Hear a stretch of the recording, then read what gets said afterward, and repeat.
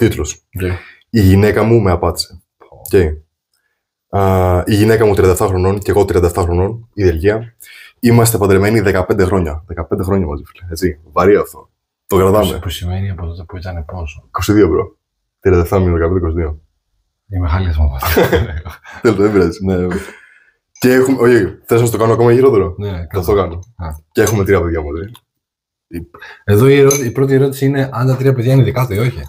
Αυτό είναι η καλύτερη ερώτηση. Bro. Αυτό είναι η καλύτερη ερώτηση που πολλοί άντρες ξεχνάνε. Ναι. Δηλαδή, αυτός τώρα κάπως στον εαυτό του θα το σκέφτεται αυτονόητο ότι τα παιδιά είναι δικά του. Ναι. Ενώ δεν είναι σκέφτεται. Γι' αυτό κάνεις τεστ DNA, φίλε. Τεστ DNA, φίλε. Δεν χάνεις ποτέ, μάλλον. Με το που γεννηθεί το παιδί, 3 διαφορετικά τεστ DNA. Ο τελείως παραδείγματος. Από 3 διαφορετικά πράγματα. Ναι, από τόσο λέω. Φαινομενικά ήμασταν ερωτευμένοι και προχωρούσαμε στη ζωή. Μεγαλώνοντας τα παιδιά μας. Πέρσι ανακάλυψα ότι είχε εξωζυγική σχέση. Θέλω να απλά τη γάμα για άλλους, αλλά το πούμε και πιο απλό. Με έναν άλλον παντρεμένο άντρα. Και όλος ήταν και παντρεμένος και τώρα. Ήρθε πολύ κοντά με έναν φίλο από τη δουλειά. Σου είπα ότι γίνεται χειρότερο. Και σου είπα ότι είναι κακ. Και αριστερός λογικά. Με έναν φίλο από τη δουλειά. Είχε έναν φίλο από τη δουλειά. Περίμενε. Η οποία ήταν απλά φίλη, ρε. Περίμενε. Πες. Γι' αυτό, Ναι. όταν είσαι ωραίος, παραδοσιακός, αντρικός άντρας, δεν υπάρχει φιλία μεταξύ άντρων γυναικών. Δεν υπάρχει καν αυτό το ενδεχόμενο. Δεν υπάρχει. Δεν υπάρχει. Είναι στο dictionary όταν κάποιος μου λέει, ρε φίλε, είμαι φίλο, αν είναι άντρας, είμαι φίλος με γυναίκα. Εμείς το μυαλό μου δεν υπάρχει αυτό. Δεν μπορεί να καταλάβει τι του λες. Είναι σαν να μου λες υπτάμενο αμάξι. Δεν υπάρχει. Δεν υπάρχει. Δεν γίνεται. Δεν υπάρχει. Είναι σαν να μου λες πετάει αγάδερος. Δεν γίνεται. Δεν πετάει αγάδερος. Δεν πετάει. Τελείωσε. Ωραία. Και συνεχίζουμε με τους γιατί το έχω το πλέον. Ναι. Ήρθε πολύ κοντά με έναν φίλο από δουλειά και δημιούργησαν έναν συναισθηματικό δεσμό. Κοίτα πώς γράφει μαλάκα που ήταν. Τώρα θέλω να το γαμίσω εγώ. Τώρα θέλω να γαμίσω αυτό. Τώρα εγώ θέλω να το γαμίσω τη γυναίκα.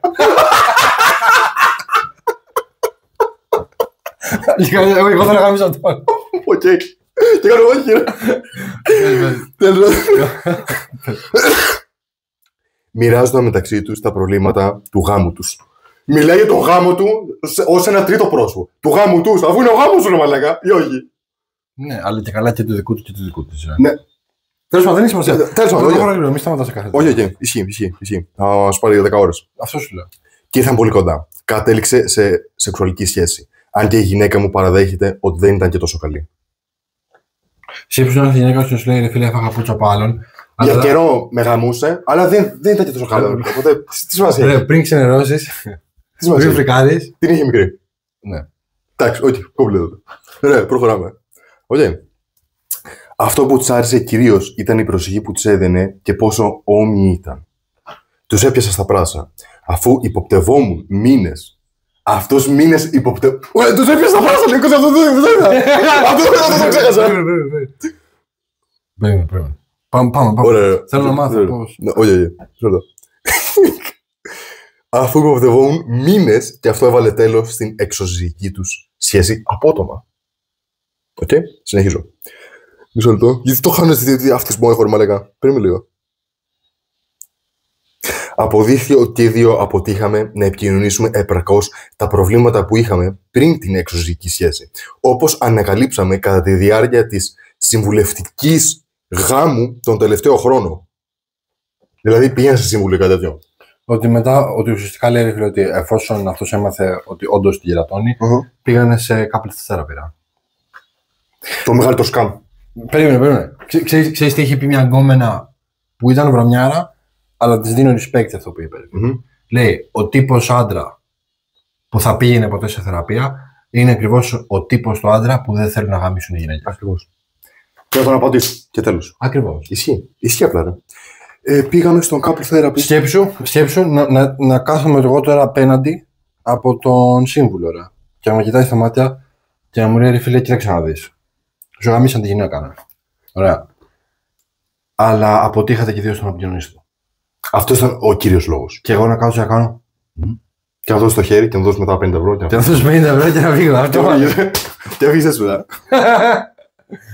Ναι. Ωραία. Τέλος πάντων. Κατά τη διάρκεια αυτή τη περίοδου η γυναίκα μου παραδέχτηκε ότι ακόμα της λείπει η φιλία του άλλου άντρα. Δεν ξέρω αν αυτό γίνεται. Ξέρετε, ρε φίλε, σταματάω Γιατί αυτά που βλέπω είναι τόσο πολύ ακραία. Δηλαδή δεν ξέρω αν αυτό το post αρχικά είναι troll ή όχι. Όχι, υπάρχουν πολλοί άνθρωποι. Ναι, δεν πρέπει να είναι troll. Ωραία. Και εκτός από αυτό, δεν ξέρω αν γίνεται να γίνει πιο εξελιστικό. Γιατί έχει φτάσει πάτο, ρε. Ωραία, προχώρησε το γρήγορα. Okay. Περνάνε μήνες και νιώθω ότι η γυναίκα μου καταβάλει λιγότερη προσπάθεια στο γάμο μας. Και δεν είμαι σίγουρος αν πρέπει να συνεχίσω να προσπαθώ να το πιέσω. Είμαι ο μόνος που ξεκινάει την ερωτική επαφή. Είμαι ο μόνος που προσπαθεί να προγραμματίσει διασκεδαστικές δραστηριότητες ή ραντεβού για μας. Δεν ντύνεται καλά, ούτε προσπαθεί να διατηρήσει την εμφάνισή της. Ούτε μου στέλνει πια πειράγματα. Κάποτε τα έκανε όλα αυτά. Οπότε είναι μεγάλη διαφορά από το κανονικό. Κατά τη διάρκεια τη εξωτερική σχέση, παρατήρησα ότι φρόντιζε περισσότερο την εμφάνισή τη, αγόρισε καινούργια ρούχα, κραγιόν, μακιάζ, έπαιρνε περισσότερα ντους. Τώρα γιατί δηλαδή δεν κάνει ντους στην βρωμιάρα. Τέλος πάντων και συνεχώς έλεγχε τον εαυτό του στο καθρέφτη. Προφανώς γιατί απλά την ένοιαζε, βλέπει ότι όταν θα πάρει πίπα από τον Μάκη, ξέρω εγώ, που τον απατούσε, άμα θα φαίνεται καλή ή όχι. Εσένα δεν νοιάζει. Τέλος πάντων, αγόρισε καινούργια ρούχα, όχι αυτό το διάβασα. Άρχισε να μασάει τσίχλα πολύ περισσότερο και όπως ανακάλυψα αργότερα, έστελνε στον εραστή τη πειράγματα όλη μέρα, σχεδόν κάθε μέρα. Sorry. Εγώ ξέρω τι με εντυπωσιάζει με αυτούς τους ανθρώπους. Από ό,τι φαίνεται αυτός με έναν περίεργο τρόπο είναι παρατηρητικός. Τα έχει παρατηρήσει όλα αυτά. Ναι. Respect. Είμαι σίγουρος, δηλαδή δεν τον έχω δει, αλλά είμαι σίγουρος ότι ο τύπος είναι ή χτυκιάρης κοκαλιάρης ή 160 κιλά κακάσιμος. Και είμαι σε φάση. Δεν κοίταξες ποτέ τον εαυτό σου του καθρέφτη να πεις ρε μπρο, είμαι άντρας και δεν μπορώ να κάνω 10 έλιξ στο μονόζυγορα. Δεν μπορώ να τραβήξω μια μπουνιά. Δεν είμαι άντρας, αρενοπός, σωστός, όπως θα έπρεπε να είναι ένας άντρας. Αυτό δεν σου πέρασε από το μυαλό. Λογικά δεν του πέρασε. Δηλαδή κάθεσαι ρε φίλε και παρατηρείς. Μασό τσίχλα. Βάζει κραγιόν. Δεν μου κάθεται. Παίρνει πιο συχνά ντους. Ρε μπρο, δεν έχεις παρατηρήσει ότι είσαι σαν το πούτσο. Είναι σαν αυτούς τους χοντρούς που κάθονται ρε φίλε και πάνε και κουρεύονται και κάνει πήρε τη γωνία εδώ λίγο λάθος, ξέρω εγώ, ρε γάμισέ τα. Αλλά δεν έχεις παρατηρήσει ότι βρωμάς. Και είσαι 75% λίγους. Αυτό δεν σου πέρασε από το μυαλό, ρε φίλε. Ναι, γάμισέ τα, ρε. Και επίσης το άλλο που εγώ δεν καταλαβαίνω, αφού όπως είπες έτσι, πολύ σωστά, είσαι τόσο παρατηρητικός. Ναι. Ωραία. Δεν σκέφτηκες ποτέ να παρατηρήσεις το κινητό της γυναίκας σου και να μην υποπτεύεσαι για μήνες αν ξαπατάει ή όχι. Εσύ το ξέρεις ότι είμαστε και δύο σωστοί. Με το που είσαι λίγο, ξέρεις, μια γκόμενα, ξεκινάτε κάτι, κωδικούς, κινητά. Και βλέπω το κινητό σου απλά όλη την ώρα. Εγώ δεν χρειάζεται να υποπτεύομαι. Δεν χρειάζεται να κάθομαι στο κρεβάτι και να τη βλέπω τώρα αυτή. Έφυγε από το σπίτι, γύρισε μετά από 3 ώρες. Υποπτεύομαι πράγματα. Πού ήσουνα και γιατί. Και φέρνω το κινητό σου. Πολύ απλά. Δηλαδή, άκουσε, γίνεται πολύ απλά. Και μετά τρέχει ο Αναστούγια και πούτσο. Και της αρέσει κιόλας. Όχι, και δεν σε πατάει μετά. Δηλαδή, πολύ απλά. Και βλέπεις και location που γίνει όλη την ώρα. Απλά φυσιολογικά πράγματα. Για μας είναι φυσιολογικά αυτά. Απλά ο άλλος κάθεται και λέει τώρα: εγώ υποπτευόμουν για μήνες, δεν μου κάθονταν η γυναίκα μου, δεν έκανε ντους. Μαλάκα απλά γάμα τώρα. Κάτσε να το λίγο, άλλο λίγο όχι. Το λέω και φεύγω. Μόλις τελείωσε η εξωτερική σχέση και ξεκινήσαμε τη συμβουλευτική, η γυναίκα μου άρχισε να καταβάλει περισσότερο προσπάθεια στη σχέση μας. Αλλά αυτό έχει κυρίως ξεθοριάσει και τώρα αρχίζω να αναρωτιέμαι αν είναι επειδή έχει ψυχολογικά μου μακρυνθεί από τη σχέση μας. Ξέρω ότι είναι πολλά αυτά που σου λέω, που λέω ή που σου λέω, τόσο, και υπάρχουν ακόμα πολλές λεπτομέρειες που δεν έχω μοιραστεί. Καλά, μην το κάνεις καλύτερα. Αφού ήθελα να πω τα κυριότερα σημεία, έχει κανείς βρεθεί σε παρόμοια κατάσταση? Ούτε στο χειρότερο χρόνο. Ούτε στο χειρότερο χρόνο αυτό. Ποιο ήταν το αποτέλεσμα? Είμαι ανοιχτός σε γνώμες, ακόμα και αν ξέρω ότι αυτό μπορεί να φέρει μερικές σκληρές σκέψεις. Ρε φίλε, αλήθεια. Μόλις σου δώσαμε τις σκληρές σκέψεις που χρειάζεται. Ρε φίλε, ξέρεις τι, αν μπορείς να κάνεις ένα comment ειλικρινά. Χωρίς να το ξέρω, γιατί από τον τρόπο που εκφράζει τον εαυτό του, καταλαβαίνω. Δηλαδή, αν έπρεπε να πεις το πρόβλημα με 2 λόγια. Ρε. Είσαι αδύναμος. Είσαι αδύναμος, ρε. Πρέπει να γίνεις δυνατός, ρε. Και μιλάμε για έναν 37χρονο άντρα. Μπρο, δεν είσαι 16 χρόνων πια. Είναι στη φύση του, ρε. Κάποιοι άνθρωποι είναι η φύση τους χτυκιάρικη και αδύναμη. Ρε. Και όμως αυτό κάνει trickle spiral down σε όλους τους τομείς της ζωής τους.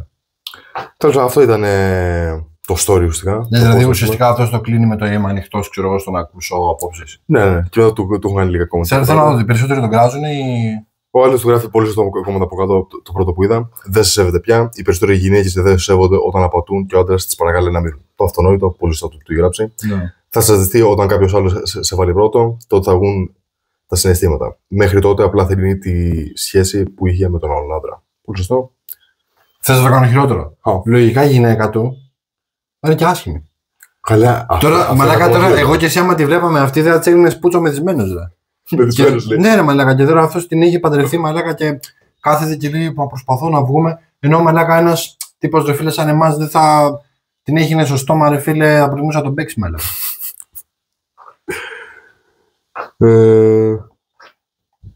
Μιλάμε μια γκόμενα μαλάκα 3 στα 10, ρε φίλε. Θα είναι σίγουρα χοντρή, ρε αυτή. Σίγουρα κόβω τον πούτσο. Ακούγεται σαν να έχει τσεκάρει εξωτερικά. Πρέπει να μιλήσει μαζί τη και να δει τι θέλει πραγματικά. Καλά το έχεις. Ρε φίλε, έχεις θέλει πραγματικά έναν άντρα που να γουστάρει. Πολύ απλά. Δεν σε γουστάρει. Τέλος. Πολύ απλά. Και απλά αυτή η σχέση έχει απλά τελειώσει. Έχει καταστραφεί επί 10 και απλά γάμο το. Ναι, ρε. Είναι να φτιάξετε το γάμο ή θέλει να προχωρήσει παρακάτω. Είναι και ερώτηση αυτό. Τέλος πάντων. Εγώ πιστεύω αυτή κάθεται σίγουρα για τα παιδιά και δεν έχει βολευτεί τώρα. Καλά, ισχύει. Δεν έχει νόημα. Ισχύει. Άρα, να το κλείσουμε. Το κλείσουμε αυτό. Γάμο το.